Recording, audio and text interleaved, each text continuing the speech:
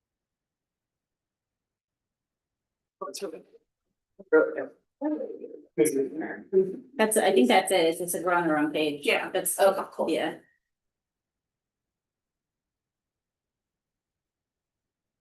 Okay. Sorry, I so didn't send you the reads here. No, this is good. Yeah, budget year to date FY 25-26. Yep, go to that and then scroll down like 10 pages to the projects. Like that way we can put the line numbers. Yes, exactly. One more. Okay, so we're gonna, the use of reserved funds, not unreserved, but use of reserved funds at 991,000 is gonna increase by $12,000. I second. Yes. Oh, wait, the roll call. Oh, yes. So, sorry, I What's was your motion? busy thinking, police motioned, She did, and who seconded? I did. Thank you. Councilmember Ansel, Yes.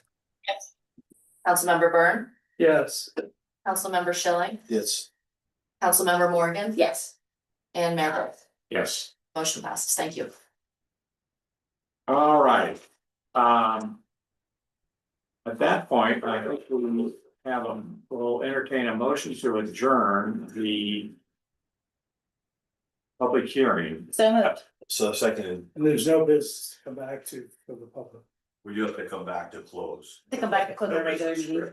but there's no reason for people to stay if we get back to do it. Right. Yeah, there's nothing left for that. Yeah, so what we'll do is we'll close this down. All recordings are gonna stop. You'll have your closed meeting. Carolyn, that is, you have a separate connection meeting that you'll need to go into for that. And then once you adjourn that meeting, the closed meeting, we'll be downstairs. You can bring us back up. We'll open up the regular meeting via Zoom. Carolyn, if there's 4 of them here, you probably don't have to go through the exercise of coming back and adjourning that, but you can. But the 4 of you, I would ask, can help me close out the Actually, only regular. need 3, don't we? You only need 3. Yes, you can close out the regular meeting. So if you could just give us a couple minutes. Okay. Okay, so I'm going to confirm what you said. Thank you. The email that you sent me, I am going to check out of this, check into that one, and then I don't need to check back in to say goodbye.